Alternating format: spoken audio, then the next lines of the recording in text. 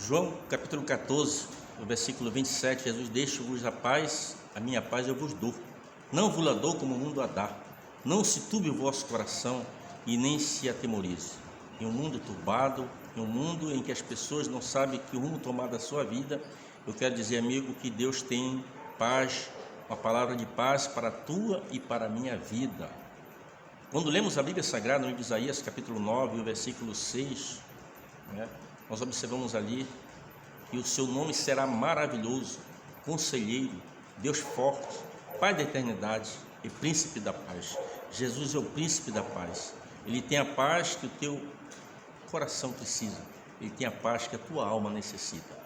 Estou com a Bíblia aberta aqui em 2ª carta do apóstolo Paulo aos Coríntios, capítulo 3, o versículo 7, o 8 e o 9 diz assim: e se o ministério da morte, gravado com letras em pedras, veio em glória, de maneira que os filhos de Israel não podiam fitar os olhos na face de Moisés, por causa da glória do seu rosto, qual era transitória. Como não será de maior glória o ministério do Espírito? Porque se o ministério da condenação foi glorioso, muito mais excederá em glória o ministério da justiça. Aqui o apóstolo Paulo está trazendo uma alegoria aos irmãos de Corinto que haviam se convertido a Jesus Cristo. Ele retorna lá para o Antigo Testamento. Esse ministério gravado em pedras, ministério conhecido como ministério da morte.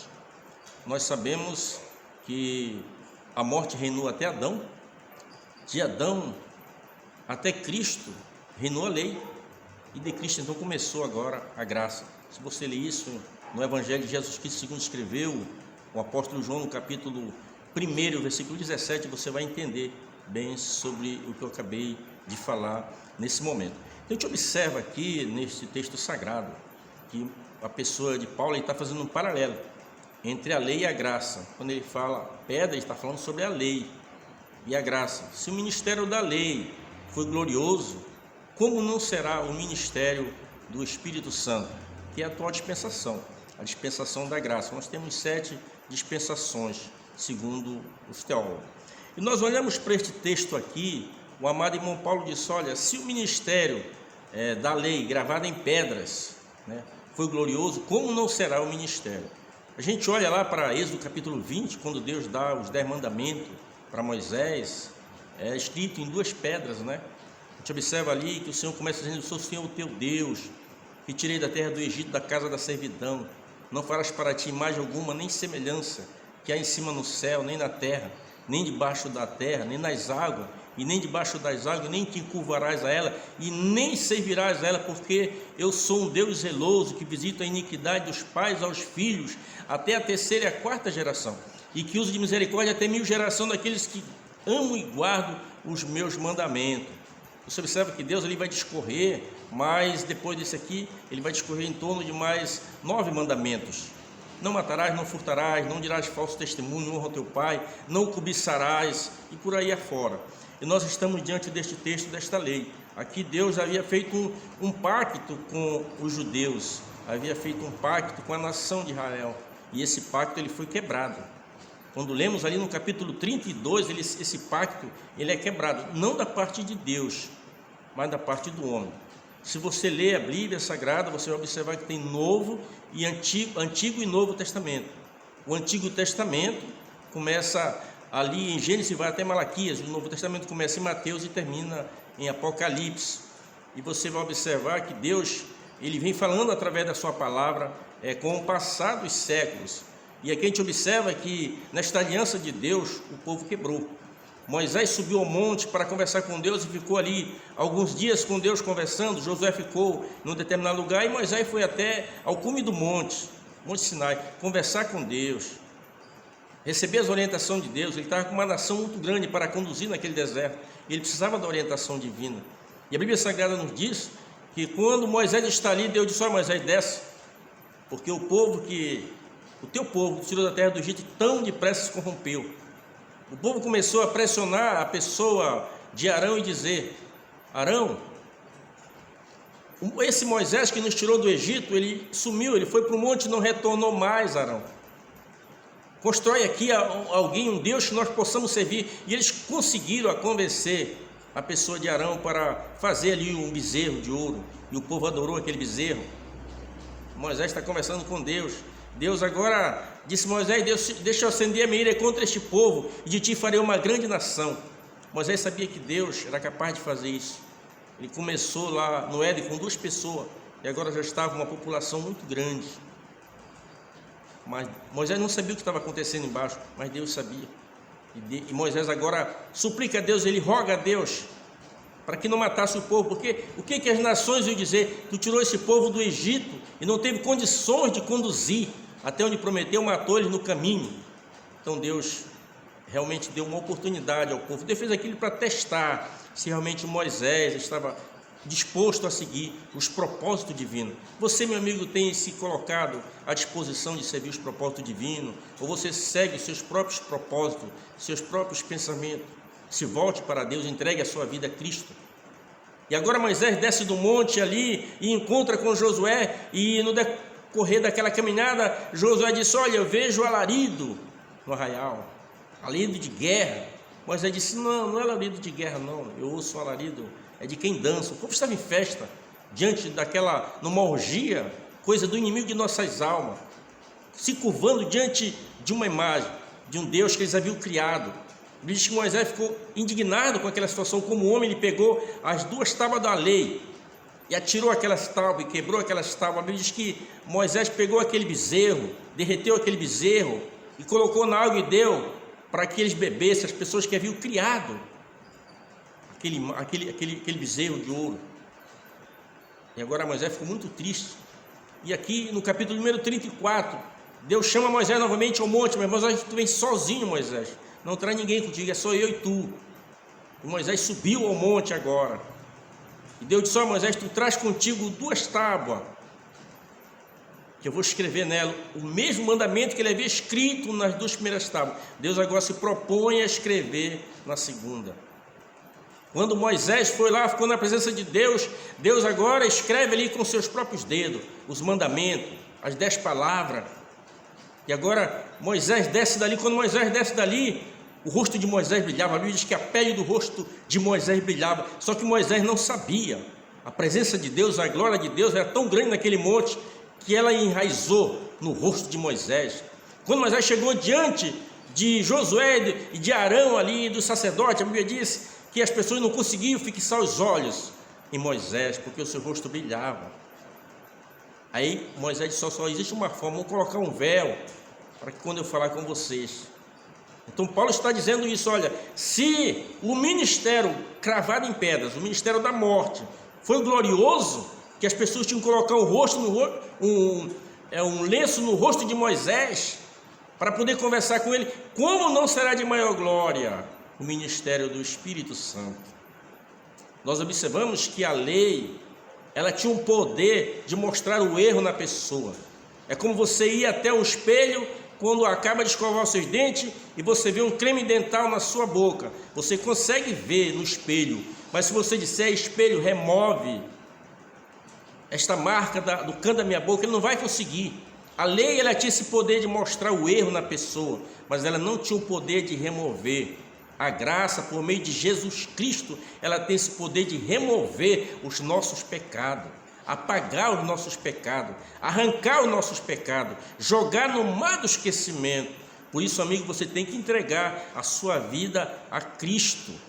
Nós observamos que a lei era olho por olho, era dente por dente, era mão por mão, era pé por pé. Se alguém me ferisse e eu viesse perder o meu olho, a pessoa, eu tinha a obrigação de ir lá e cegar aquela pessoa. Se a pessoa me cortasse uma mão, se a pessoa ferisse alguém de morte, e essa pessoa cometesse aquele crime, fosse um crime, aí era avaliado. Se aquela pessoa fosse um crime culposo, a pessoa seria morta com a sua própria vida.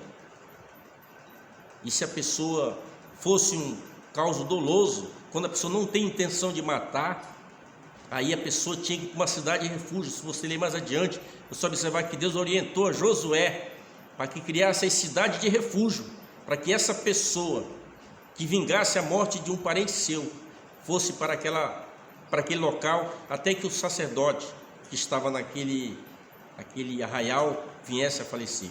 Então esse era o problema da lei. E Paulo disse: se o ministério da lei, cravado em pedras, ele foi glorioso, como não será o ministério do Espírito Santo, o ministério da graça? Aí você chega ali no Evangelho de Jesus Cristo segundo escreveu o nosso amado irmão João, no capítulo 8 e o versículo 12, Jesus está ali em Jerusalém, e a Bíblia diz que os homens apanharam uma mulher no próprio ato de adultério, e trouxeram aquela mulher até Jesus, e chegaram com Jesus e disseram: olha, mestre, nós pegamos esta mulher no próprio ato de adultério, e na lei de Moisés esta mulher deve ser apedrejada, o que dizes tu? Jesus estava escrevendo na areia, continuou escrevendo na areia, mas eles insistiram naquela pergunta. E agora Jesus disse: se alguém está entre vós sem pecado, seja o primeiro que atire a pedra. E Jesus continua a escrever. Ali está o que? A graça. Jesus Cristo está ali para trazer esse novo ministério da graça. Aquilo que a lei chegava e mandava executar, a graça, ela veio como um favor imerecido para te dar uma chance de perdão, uma chance de arrependimento. Jesus agora olha para aquela mulher e pergunta: mulher, onde estão os teus acusadores? Nenhum te condenou? Nem eu tampouco te condeno. Agora ouça bem o que Jesus disse para aquela mulher: vai e não peques mais. Jesus não aprovou a atitude daquela mulher, Jesus também não quebrou a lei, mas Jesus chamou a atenção daqueles homens porque eles eram tão pecador quanto ela. Se apanharam uma mulher no próprio ato de adultério, por que trouxeram sua mulher? Por que não trouxeram o casal junto para o julgamento? Porque na verdade eles queriam era tentar Jesus, para ver se achavam um erro, uma falha na pessoa de Jesus, na infração da lei de alguma forma. Jesus agora apela para a consciência de cada um deles: se alguém entre vós não tem pecado, seja o primeiro a tirar a pedra. A Bíblia diz que do menor ao maior saiu um após o outro. Houve um silêncio. Jesus agora se volta para aquela mulher. Meu amigo, ele se volta para você nesse momento. A graça de Deus, ela é exatamente isso, e nos dá essa oportunidade de perdão, uma oportunidade de se retratar com Deus, de olhar o que você fez no passado, meu amigo, e entregar a sua vida para Cristo. Eu quero dizer a você que está me acompanhando, talvez você esteja num cárcere, numa prisão, eu quero dizer que o Supremo, talvez o presidente da República, tenha poder de criar uma lei para pôr em liberdade o pior criminoso.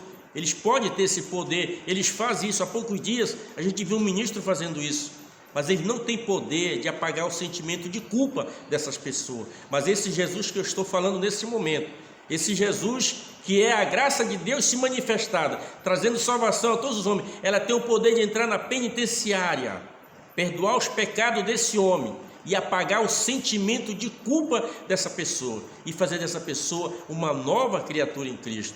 Então Paulo disse: se o ministério da lei, cravado em pedra, que era transitório, era passageiro, foi glorioso, como não será o ministério do Espírito Santo, ou seja, a dispensação da graça?